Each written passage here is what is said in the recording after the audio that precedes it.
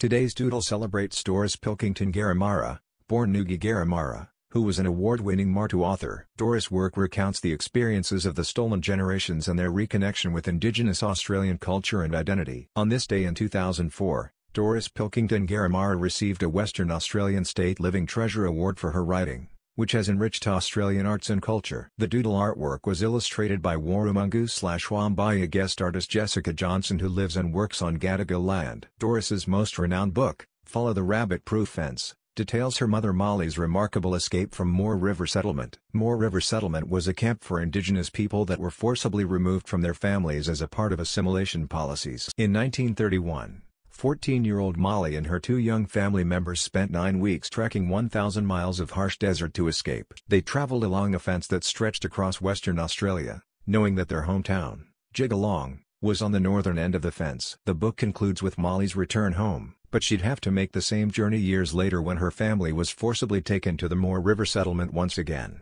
Doris Pilkington was born Nugi Garamara on July 1, 1937, in Western Australia. In her book Under the Wintamara Tree, she wrote about her experience dealing with cultural erasure when she and her baby sister Annabelle were forced to accompany their mother to the camp. When Molly made the second long trek home with 18-month-old Annabelle, she had to leave 4-year-old Doris behind as she couldn't carry both daughters. At Moore River Settlement, Doris slept in rooms with barred windows, learned to feel ashamed of her culture, and received punishment for speaking her native language, Marjudara. Those who tried to escape were held in solitary confinement, and Doris wouldn't get a chance to see her mother again until age 25. After years of unlearning the shame around her culture, Doris took ownership of her birth name and began speaking and writing in Marjudara. Today, her stories inspire Indigenous Australian people to reconnect with their stolen heritage. Thank you for sharing your people's story with the world and encouraging a reclamation of culture, Doris Pilkington Garamara. Special thanks to Doris's family for their collaboration on this project. Below, her daughter,